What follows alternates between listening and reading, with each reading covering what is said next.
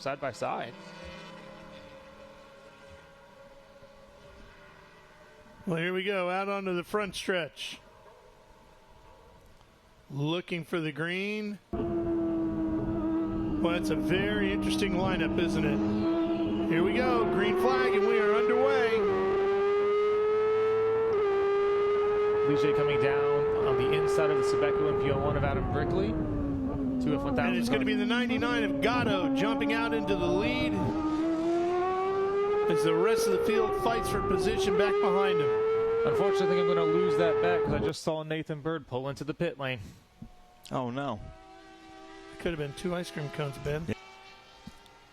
So Paulie Gatto still out front as they come through the Mission Foods section. I believe it's Tim Pierce right behind him. No, Livingston behind him. The note that those cars make at full RPM is amazing. Yeah, that's nearly 14,000 RPM, which is wild. You close your eyes as those thousands come by and sound like a superbike race. Yeah, they sound amazing. And amazingly quick. Yeah, Nathan Bird is right ahead of us, and the gloves are off, so he's done. That stinks. So it's Gatto and Livingston out front. Unfortunately, that's part of racing. Sometimes you get technical issues. Well, knowing Nathan, he's probably got another race scheduled somewhere tonight in a completely different car and a completely different type of circuit. Probably a dirt track. I know he has another race later today, I believe, in a Cup car in Group 10, correct? Did he run? I'm not sure. Yeah. There is his Porsche that he's run the last couple seasons was out there, but he wasn't driving it. Oh, okay. Do you know if this race was shortened as well? Yeah, all the races will have to be shortened to 20 minutes, and the reason for that, if you're just tuning in, is we had an hour and 15 minutes of fog this morning. We couldn't go out. I'll say I'm genuinely surprised that it was actually not longer. That fog lifted very quickly, kind of out of nowhere. I drove in from about an hour away, and it was 10-foot visibility for 35 minutes before coming into the track.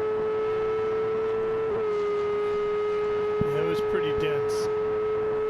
So Gatto and Livingston still out front. Then Landon Matriano Lim, then Gary Gray, and then Brickley. That's your top 5.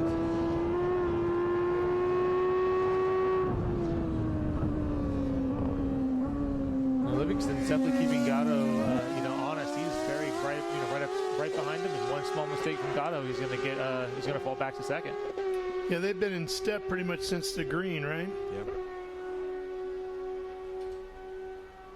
And Charles put almost a second on him, took a second out of him in that last lap as well.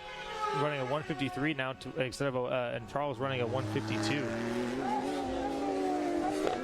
So, what is your biggest speed secret in VIR that you tell people that you figured out here?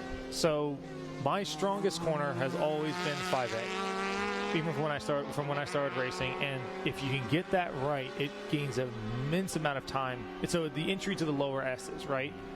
It is definitely a little bit of high risk. That is where there's a lot of crashes. But if you can get it right, you can get 2-3 miles an hour. That's worth a second to a second and a half coming into turn 10.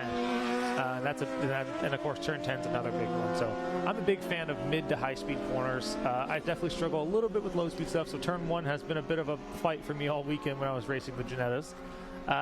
But I love that. I love the high speed stuff. Turn 10 was always my favorite corner in a radical because in an SR3 you don't even have to brake. You just lift off and right back to full throttle. So that's always fun. Min speed's right around 125, 130 miles an hour. Drove an SR8 here one time as well, and that was you definitely had to brake a little bit for there, but about the same min speed, and it is very quick. Now the SR8s, if you're coming out going into the upper left, you're 165 miles an hour through turn 9, and it's fast. Livingston has definitely caught up to Gatto. Yeah, he's closing in, and he's doing it in the braking zones, it looks like. He's got 5.5 minutes to get it done. Well, now they're coming up to lap traffic.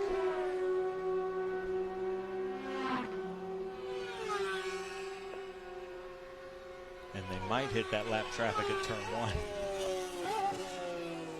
It's going to make it interesting for sure. As long as they can get through cleanly and everybody knows that, where they are, then that's going to make it very spicy there for a minute. That's the thing about this track. You got the long front straightaway and the long back stretch.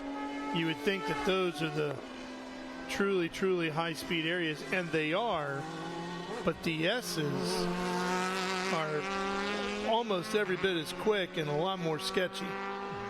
So that's Nathan Bird ahead of him, and they might not ever make it to him because he's back out there, and if it's running right, they probably won't catch him. Yeah, you're probably right about that. And if it's not running right, Nathan's going to let them by respectfully. He's a very, he's a very good racer. He knows he's, got great situational awareness, and that he's not fight. That's Naveed Numar. Yeah, this is his second ever race, really. He's from Jordan, and this is the first time a Jordanian person has ever run in a national race series. So it's it's quite exciting. He's part of the Kaizen Autosport stable, but also he's part of Project Race Car. And the Project Race Car Kaizen Autosport Lamborghini Super Trofeo was racing at Indianapolis yesterday and the day before. Looks like a pass trying to go down to the inside. Great Rahelia trying to get the beat with that traffic involved. Gary Gray currently in 4th. Nice job, Gary.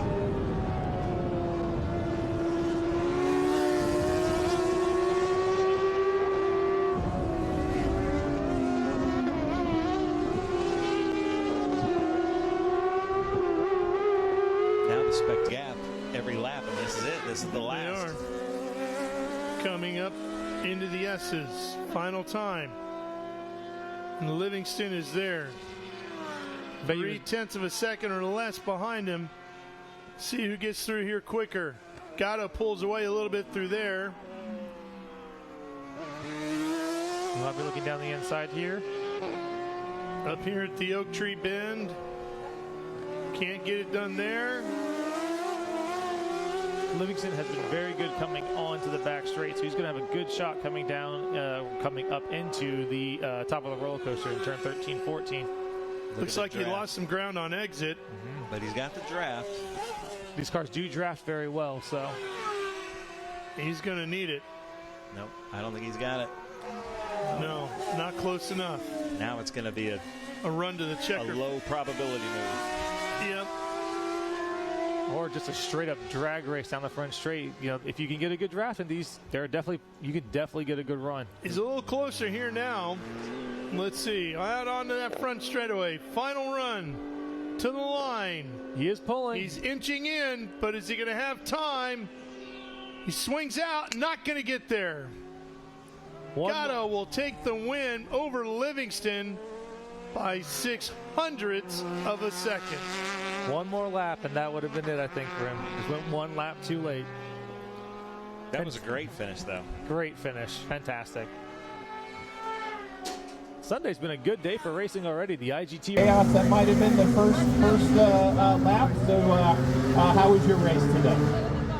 There really wasn't any race because I didn't have a good throttle cable. It was slipping, so I didn't have full throttle at all.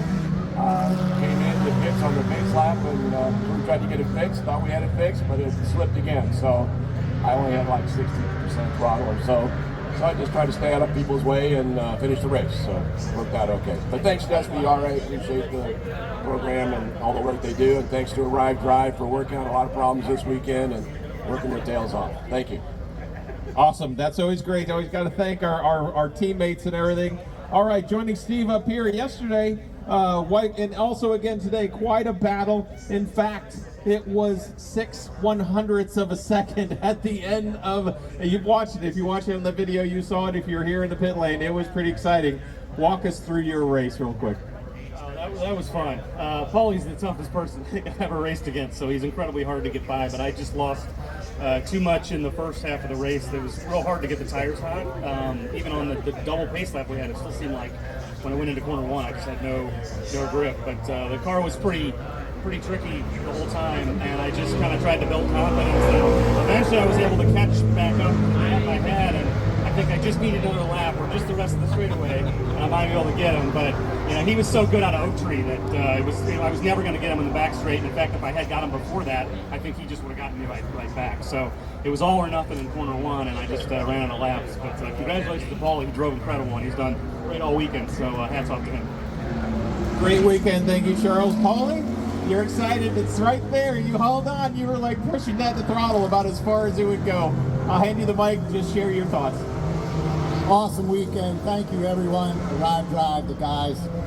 Without them, this doesn't happen. Charles, what a competitor. We had some of the best racing, not only today, but the whole year. To finish .06 apart doesn't surprise me. We've been neck and neck the whole season. So thank you to everybody that watches. Tina, thank you so much. And everybody else around, thank you. It's SVRA. Thank you. Thank you, Paulie. I'll get one more photo here.